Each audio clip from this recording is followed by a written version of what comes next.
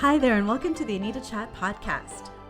I'm your host, Anita Rombo, and this is the podcast for growth-oriented women to have authentic, real talk. Nothing is off the table here, but as an intuitive self-relationship coach, you'll find the content gravitates towards mindset, intentional action, spirituality, and all things wellness. So if you're ready to learn, laugh, show up, and glow up to be the best version of yourself, grab your favorite bevy, settle in, and we've got lots to chat about. Hello and welcome to another episode of I Need a Chat. Thank you so much for tuning in. I so appreciate you.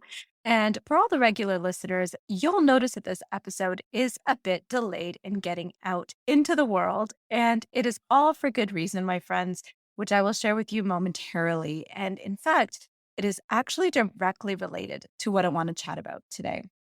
You see, we finally experienced COVID in our house. First, it was my son, and he was devastated to miss out on Halloween celebrations at school and trick-or-treating, and he had an amazing costume, and I felt really, really terrible for him. And now just yesterday, my husband tested positive too. So with both of them under the weather, we are all locked in together. This is reminiscent of other lockdowns that we've had for the pandemic.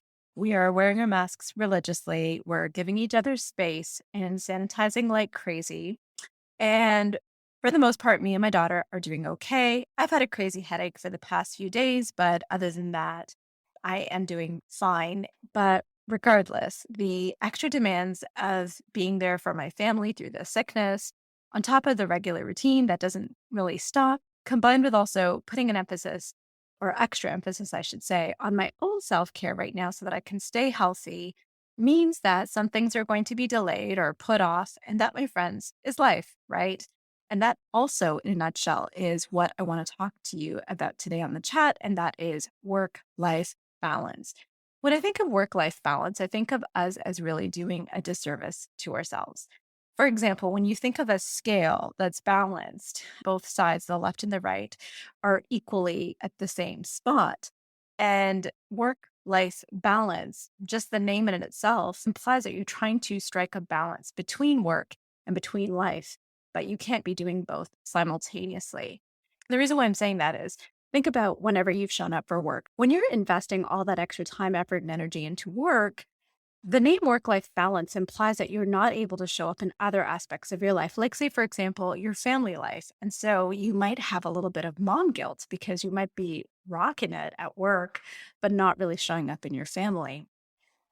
Also, if we flip it the other way around, if there's a lot going on in your family situation, you might not really be showing up at work the way that you want to. And so I think that we're just setting ourselves up for failure when we think that we have to pit our work and our life against each other, not acknowledging that they are part of the same thing because work is a part of our life. In fact, we spend a ton of time at work. And so I'm not really sure that considering a balanced state is really the aspirational go-to best practice that we should be looking to do.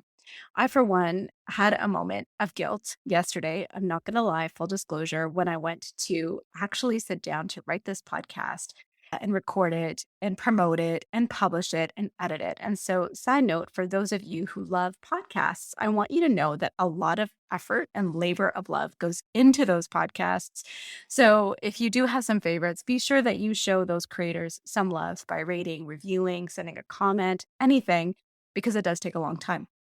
So that digression aside, sitting down to do it at 8:30 on a Tuesday, knowing full well that the intention is to have it released out into the world at Wednesday at 6:30, and having a house full of sick people and not feeling so great, I just had to honor my feelings and be real with myself and think, do I really have to do this? I mean, like, I want to show up. I've always shown up. And there was a lot of guilt in making the decision that was the best and most aligned for me. And also, there was a lot of relief when I made the decision that I did because I knew it was the right decision, but also it enabled me to show up today with the energy that I wanted versus the feeling that I needed to do this or I had to do this. I get to share my life with you today, and I'm so excited about that. So, having said that, I really don't think the work-life balance concept or buzzword is something that is realistic. I don't think it promotes a feeling of positivity within us because we're setting ourselves up to fail. And I think that it fails to acknowledge that work is a very important part of our life. And especially as growth oriented, high achieving, busy women that are balancing multiple priorities, we are always going, we're always working off a list, we're always wearing so many hats. And all of us are doing this while simultaneously striving to attain this magical unicorn of work life balance, which again, I don't really think is realistic. And so I'm not saying that balance is not possible because it absolutely is. I'm just here to tell you that it looks differently from what you think it should look like.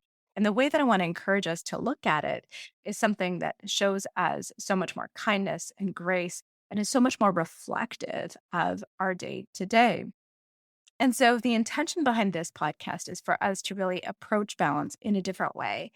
And I think that this is a great news story for us because if we adopt this new perspective, we will see that we are already rocking it every day. We're showing up as rock stars. And I'd rather look at myself as a rock star and celebrate what I am doing and how I am showing up rather than pit myself up against this unrealistic expectation that I do have to have this equal amount of time allocated. And when I say equal amount of time, in case you're wondering why I'm saying that, if you take a look at the dictionary definition of work life balance, it's the division of one's time and focus between working and family or leisure activities. So there is that all or nothing kind of mentality. And the dictionary definition of balance is a condition in which elements are equal or in the correct proportions. So having said that, just looking at those definitions in and of itself, the dictionary definitions of work-life balance and balance in itself, it is impossible for us to meet those criteria because we only have 24 hours in a day, which I know you know. I can tell you, and I'm sure that this also applies to you, we certainly don't spend equal proportions of time on all things important to us. So just by that definition alone, I think that gives us permission to understand or permission to acknowledge that this interpretation or this philosophy is just not going to work. So if you're thinking, okay, heard you loud and clear, it's not going to work. What is? I think the one thing that we have understood is that it's difficult to compartmentalize aspects of our life because it's part of our life. It's all a part of it. So what I'd like for us to do is to embrace the idea of work-life integration, which is admittedly another buzzword in the personal development space that has been getting more and more traction. The dictionary definition of work-life integration entails balancing both the personal and professional obligations. So rather than creating that conflict between the two, work-life integration aims to bring them together in a way that benefits both. And I think, like I said, we are already doing this without even trying because that's just the way we operate. We get it all done. We find a way to get it all done. At any given time, something will take precedence and something needs to give, depending on what is the priority. So, for example, last night, what took precedence was my family's health and making it through the day and cooking meals and making sure everybody was okay. And what needed to give was the time that I pumped out this podcast. It just was what it was. When we were healthy, however, I show up in a different way and the podcast would take priority. In our day to day, I'm there for all the hockey games, all the swimming, all the music lessons, but I gracefully bow out on the hockey practice and the skating lessons. And I do that so I can take advantage of the quiet house. So it's all a delicate, pardon the pun, balance. And that balance can and does look differently depending on what's happening. It's about honoring the things that are important to you and making it all fit to the best of your ability based on what requires your attention at any given time. But in recognition of the fluidity of that, it's not about compartmentalizing your time or yourself to get it done.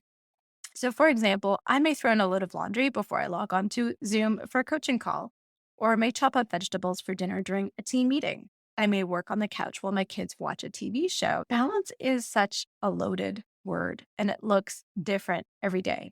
It isn't some sort of recipe book, and our ability to achieve balance or not is also largely subjective because none of our days are the same. So we can't hold ourselves to the same standard of measurement and assessment of whether our day was balanced or not at the end of it. I really want us to give ourselves the grace and hold space for each other as we acknowledge that behind what you see at face value, there are a million and one things we don't see or know, that we are all doing our very best to show up for what matters right now. So, my friends, things may not be perfect. That's okay. No one is. Things may not be on time. That's okay too. The world didn't combust because you were hearing this chat a tad later, did it? Bottom line is, you do you. It's so wonderful to want to show up for all of the things that we consider important and near and dear and part of our roles and responsibilities and obligations. It is a beautiful thing, but it is incredibly unrealistic to hold ourselves to that expectation that we can show up in the same way for all of those things all of the time. It's just not realistic. It's just not feasible, and it's just not kind. So, can we acknowledge that there are so many different facets of us? And at any given moment, we will do that assessment of what needs to have our full focus and attention. And we are allowed to switch our focuses and attention as they are needed. And in the process of doing that, you are honoring yourself. You're honoring the things that matter most to you in that moment. And you're doing your very best. Now, having said all of that, I would be remiss not to ask you, in the spirit of you do you, if you want to live your dream life right now, whether that answer is a wholehearted heck yeah, or a teeny tiny scared and excited, or questioning or doubtful yes, I want you to save the date. November 15th at 8 p.m. EST, I am holding my free masterclass, 5 Steps to Living Your Dream Life. Even if you don't know what that looks like or how to get there, this class has the blueprint that I've used to get myself and other people to living their dream life, or at least well on their way to their dream life. And I'm so excited to be sharing it with you and also to be hanging with you for an hour. So let's get you moving towards your dreams. Registration is open and is in the episode description. I hope to see you on the inside. And on that note, I'm wishing you and all of your favorite people a happy, healthy week ahead. I will see you next week. Bye for now. Thank you so much for tuning into this episode of the Anita Chat podcast. If you haven't taken a minute to leave a review, I would absolutely love to hear from you. All you need to do is to search for the show, click your star rating, and type in a few words. Also, if there's a specific topic you'd like to see covered in this podcast, if you'd like me to be your coach, or if you want to just chat, feel free to send me an email or shoot me a message through my IG, which you'll find in the show notes. The show notes will also contain any links to the freebies that were referenced in this episode. Until next time, friends, it's been great chatting with you.